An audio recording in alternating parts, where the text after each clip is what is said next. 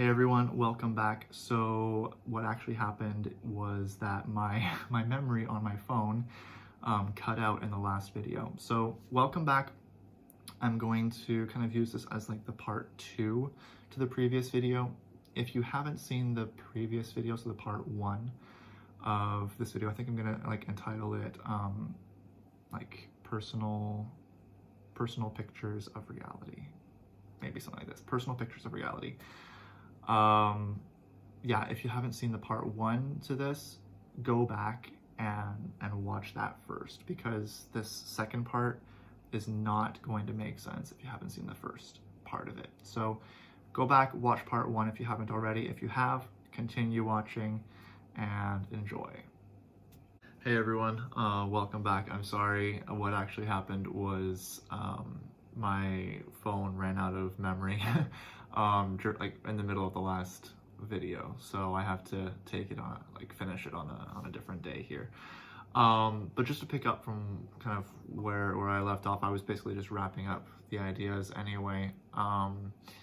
Really, like, what's at the point of what I was trying to express is that when you have like two different people or two different groups of people, or just even if you're in a group of many different kinds of people, like with different perspectives, and you're arguing or you're discussing something, if you just look at the facts and try to discuss things just looking at objective fact and objective reality, you're never going to get at it, because what's happening, it's happening on both sides, is that nobody is seeing, most of the time nobody. It takes a lot, it takes a like really a lot of effort to strip yourself of all of your interpretations, all of like the ways that your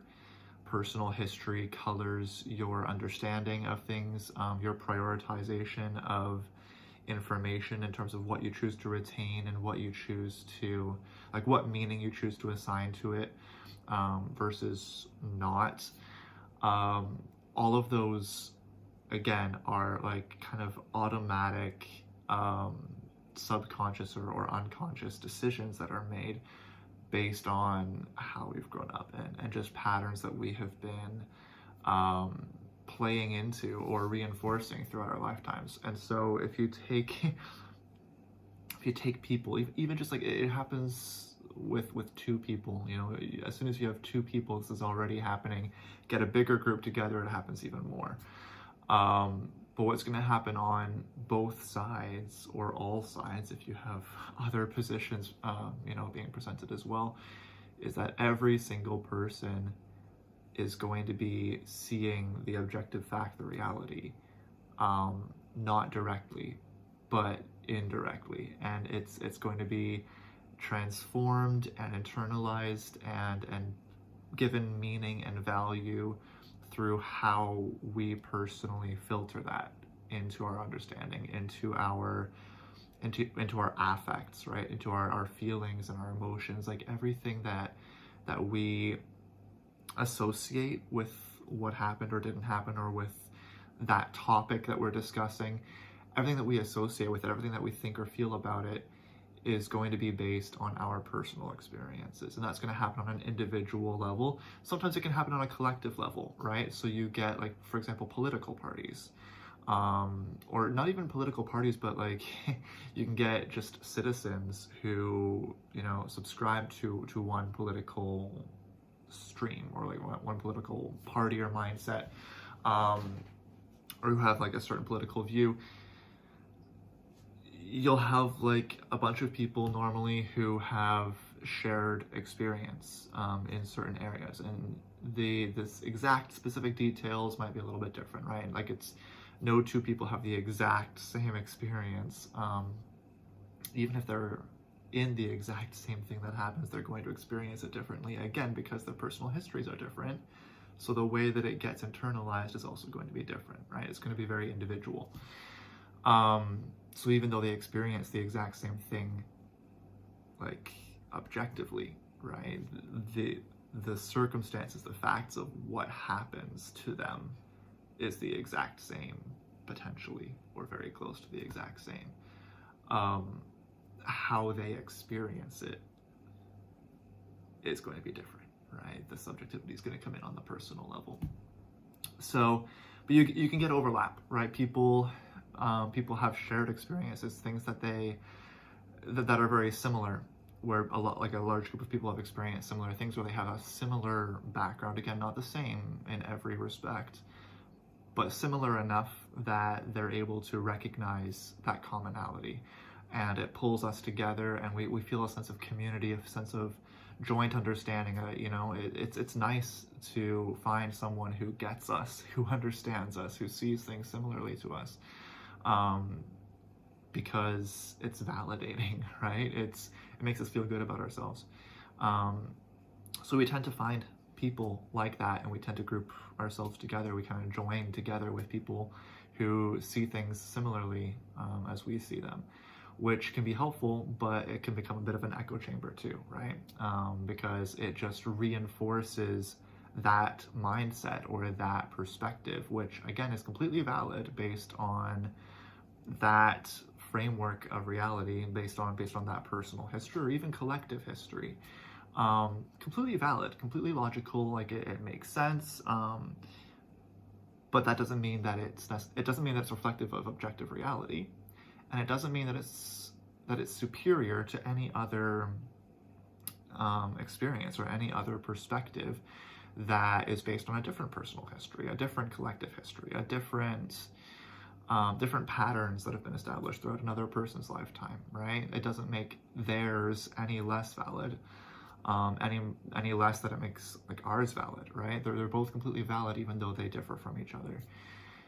And so yeah, when you're in a group of people, again, like as soon as there's like a minimum of 2 people together and you're discussing something, you cannot, in most cases, like you cannot have a productive conversation focusing just on objectively what happened, because at the end of the day, objective reality is not what hurt the other person, or it's not what's offending me, or it's not what's giving rise to confusion, right? If you do focus on, if you pay like really, really close attention, sometimes you can see this if you're really perceptive and if you're able to pay attention to this. If you do focus on the objective reality, right, the facts of what happened and what didn't, and if you are able, and again, this takes a ton of self-awareness and self-control to be able to discuss the facts without letting the judgment and the perception and the meaning making, right? Like how that affects you, or what that means, or what the other person's motivation for doing that thing was, like without assigning meaning to what happened, right? Without interpreting it at all. It's such an automatic, inherent, like human trait that we just assign meaning to things without even thinking about it. So it takes conscious, careful attention not to do that. But if you are able to arrive even just close to it in a conversation that you're having with somebody, you'll recognize that the objective reality, like the facts, like what happened and what didn't, those are not in question, right? If you're able to talk just on that level, most times, I would say 9 times out of 10, you're not going to have conflict on that level. Like neither of you, or like, again, if this is like one-on-one conversation, or if you're in a group, like this is harder with a group because it's that much harder to get everybody ignoring their perceptions, ignoring their interpretations, right? And just looking at objective truth. It's that much harder to get a larger group of people to do that. It's near impossible with 2 people, let alone with a larger group. But if you are able to get close to it, 9 times out of 10, you'll notice that the objective reality, the objective facts, like what actually is an observable, like physical reality, that's not in question. That's not the debate. That's not where the conflict is. The conflict arises the moment you assign meanings to it, right? The moment you say, okay, because this happened, this means this, or this happened because of this, right? You start assigning reasons, explanations, interpretations. You start like associating motivation to it, or emotions with it. Like, as soon as it gets personal in any way, shape, or form, it gets subjective.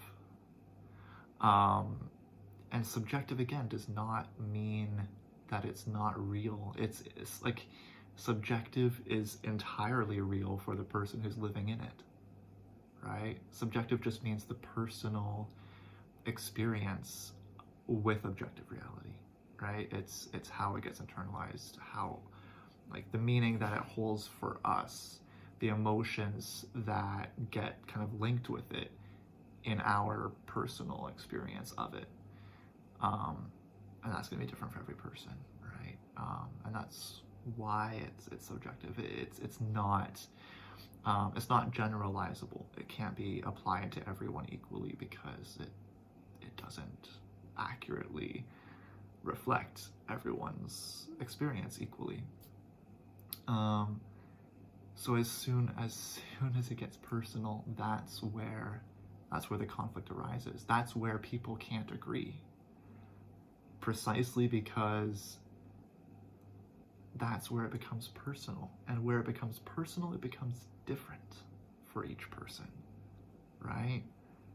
I mean, it's just common sense. It's just logic. We don't think about it often enough to recognize it as such. But if you take a step back and recognize, okay, yes, this is what happened, but how I felt about it and how I internalized it and what it meant for me, that's individual and personal to me. And it's shaped by my past experiences, by my expectations, by my hopes and dreams, and by my strengths and weaknesses, and my attention, which is very selective and personal to me again as well. And the exact same holds true for the other person. And so, yes, our experiences of what happened or what didn't happen or whatever, what we're talking about, even if nothing happened necessarily, we're just discussing a topic, right? My experience of it is going to be inherently different than someone else's. It might vary, like, from person to person in terms of, like, just how different it is and how much experience we have, or like personal history we have that's shared, how much we share each other's opinions. You might find someone where, like, you think the exact same about a certain thing, and that's wonderful, that's great. But find another person on the street, and it might be radically different, right? And there's nothing wrong with that, but we need to recognize it. And we need to recognize that if our goal is finding harmony, if our goal is any form of productive conversation and mutual understanding with another person or with another group of people, it has to start here. It has to start with a recognition that we are not seeing things the same way, and that that's okay, but that we're not going to get there unless we are humble enough to listen to each other and learn from each other. And that if we're obsessed with focusing on the facts, first of all, we're not going to get there, because we can't observe the facts directly. It's always going to be colored through our perceptions. Second of all, the way we present the facts to each other is going to be reflective of that perception, right? Of that coloring. And so we can't, there's really next to no way for us to discuss objective reality, discuss fact, discuss objective truth without that subjective coloring finding its way in there and coloring things. And the other person will point it out to us. They'll say, oh, no, but that's not, like, and that's where the arguments start, right? It's there right from the beginning, because the thing that we can't agree on is the subjective experience. It's the personal experience, right? It's an inability to see things through the other person's perspective, to step outside of our own perception, step outside of our own interpretation, our own lived experience, which is real and meaningful and sometimes full of full of a lot of weight, a lot of meaning, a lot of emotion, really strong emotion sometimes, and we're passionate about it, and that's great. Like, we should be passionate about it,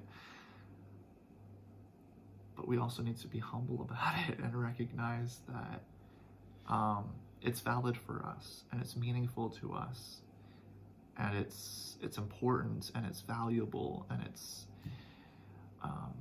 beautiful, and it's valid, and it's true in terms of our personal experiences. But recognize that has nothing to do with the other person. That has nothing to do with their personal experience.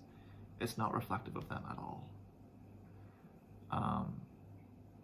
That's the first step. We need to recognize that, because everything that we do, like every way that we interact with them, like on both sides, both how we express ourselves to them, how we react to what they're saying, how we interpret what they're saying and doing, like all of it is happening through how we are making sense of it, right? And so we're creating one story, one version of what's happening over here, and they're doing it simultaneously over here, right? And then we get the two stories just completely crisscrossing, completely missing each other, because they're reflective of completely different versions of reality. So the only way not to do that, the only way not to get caught up in just completely like missing the mark with each other and completely talking past each other and just going on and on and on for days, weeks, months, years, decades. Like oh, you think of politics, for example. You think of even like religious conflicts, like between different religious groups or sects. Like you think of social social initiatives or different like groups of like advocating for different things, like just people who have different opinions, like anything that is controversial or divisive, dividing, right? Anything that people can have more than one opinion on, which is most things, but that people care about and that they're passionate about. The more you have these at least two, if not more, conflicting ideologies, conflicting interpretations, people are going to just get more and more frustrated and more deeply entrenched and rooted in their own ideas, their own beliefs about it, because they feel like they're right. And we're just all that we're looking for, each side, all that we're looking for is confirmation. Not even just confirmation, but I would say rather than confirmation, we're looking for recognition and validation. We just want the other person, the other side, the other group to see where we're coming from and to demonstrate to us that they see it the way that we see it, that they're able to see it the way that we see it. And the thing is, you can do this without giving up your own side. I think so many of us think, okay, if I show the other person that I see it, like if I try to see it their way, if I try to look through their eyes, that means that I'm giving up my own way of seeing it. Like I have to abandon my interpretation. I have to abandon my feelings, my experience with it in order to embrace theirs. And you don't. You don't. It's complete, like, it's complete nonsense to think that. I mean, I'm not judging anyone for thinking it. It's a very normal, natural thought, but it's completely wrong. You don't have to abandon or leave behind or deny your own experience, your own thoughts, your own beliefs, your own attitudes in order to engage with someone else's. You just step away from it for a while. Like it's like going and visiting a friend at their house. Okay, you don't like you leave your own house for a moment, right? But it's still your house. You still go back to it at the end of the day. Maybe you don't. Maybe you sleep over at your friend's place. Maybe you stay there for a week. But at the end of the day, your house is still your house. And you still go back there. It still has all of your things in it. It has like your rooms, your furniture, your whatever. Like all of your possessions are still there in your house. Right? The fact that you choose to go and visit someone else's doesn't mean that you give all of that up. It just means that you come back to your house with a different understanding, you know. And maybe you see something at your friend's house or your enemy's house, even, you know, like someone that you don't agree with, someone that you're in conflict with, but you go and you sit down in their living room and you look around, and you just talk with them and you observe and you take in the atmosphere that is there in their house, right? And you might not like it. You might say, you know what, I like my house better. That's fine. And you might say to yourself, I don't like a single thing in this house. I don't like how it's designed. I don't like the furniture. I don't like the kitchenware. I don't like anything at all. I don't like how like the colors that the walls are painted. None of it. I don't like the pictures, the artwork, the floor rug. I don't like any of it, right? That's fine. That's fine. That's your prerogative. Like you don't have to like it. But you do have to respect it. Right? And you do have to recognize that the person that you're talking to, the person whose house it is, they like it. And that's fine for them. And if it makes them happy living in a house that's designed and you know, like furnished that way, great. Like, good for them. You know, they're living the way that's making them happy, the way that's making them comfortable. And it doesn't have to do the same for you. But you might also have, you know, the opposite like experience sometimes, where you go to someone else's house and you think, based on your interactions with them, you think that their house is going to be a certain way, right? You have all these expectations of what you're going to find there. You say, oh, like I bet this person has this, and I bet their kitchen looks like this, and I bet their living room looks like this, and I bet that, like, we have all of these assumptions and expectations of how things are going to look based on our interactions with them and what we think we understand about them. And then we step into their front door and we look around and we say, oh, this is different than I thought it was. Oh, this is exactly how I thought it was, but this is a little bit different, right? And sometimes we're pleasantly surprised.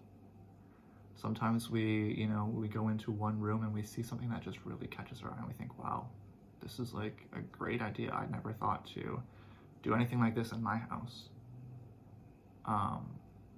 But I really like what you've done with the place. I really like this, you know? And maybe we take that idea, like we say, like maybe there's like, let's say like a lamp, okay? Just random example. Let's say that there's like a lamp and it's really beautiful, you know? Like it's just a really beautiful lamp, just sitting there on like one of the coffee tables or something, you know? And like the light that it sheds is just really nice, and it's just really well like well decorated, well organized, like well designed.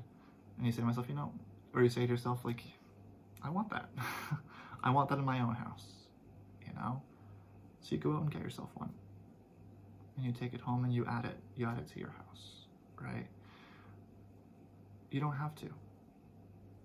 You don't have to. No one's forcing you to change something about your house based on your visit to someone else's.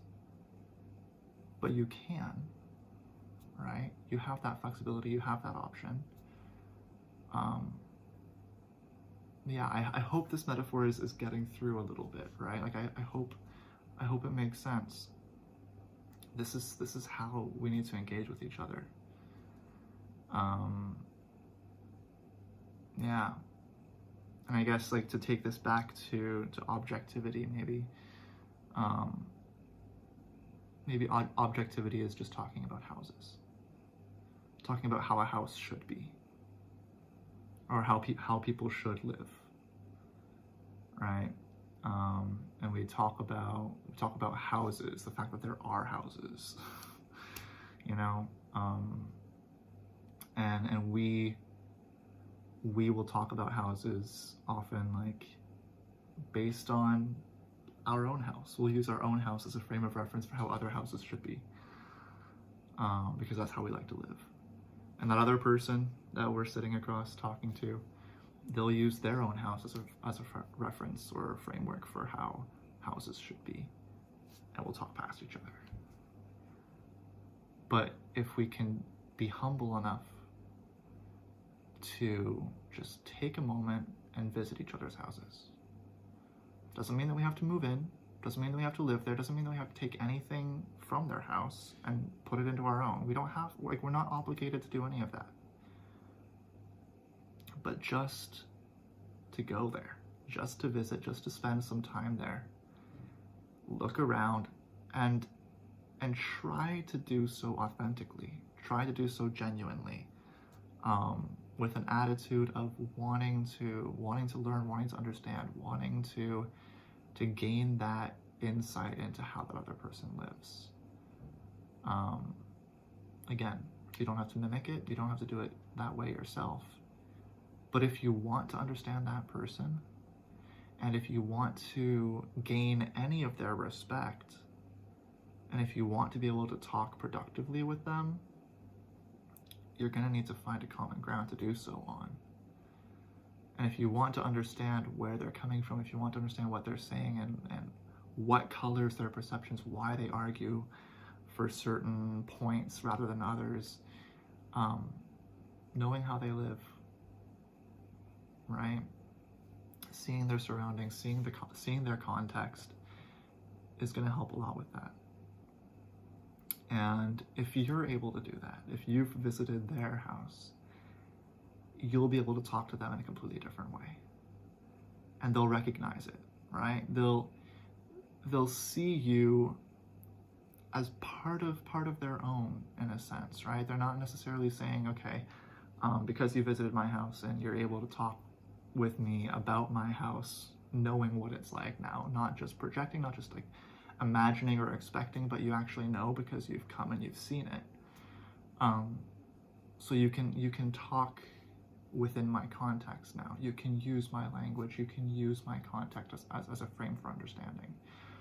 Doesn't mean that it has to reflect yours, but maybe it does, right? And that person, until they see your house, they're not going to know how different yours is, right? They might believe that yours is similar to theirs, right? And they might be super excited that since you've seen theirs and you're able to talk with them on their side, they might have some misunderstandings as to how much you are alike for a moment, right? So ideally, the best scenario is for both of you to visit each other's houses, both of you to take some time to see from each other's perspectives. And again, choose what you want to take from that, what you don't, that's fine. But at least you're able to then talk from a place of understanding.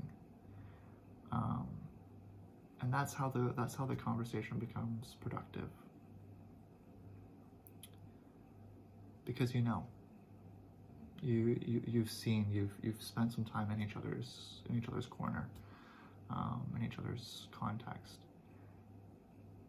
and you're able to then use that as frames of reference for understanding one another, rather than using yourself as a frame of reference for the other person without an understanding that they don't resonate at all with that frame of reference, right? And instead of just misinterpreting each other and projecting onto each other, you come from a different place. So I hope that makes maybe some more sense. I hope that's instructive. Take that for what it's worth. Let me know what you think about it. I'd love to hear your reflections in the comments below as well. And I'll talk to you guys later.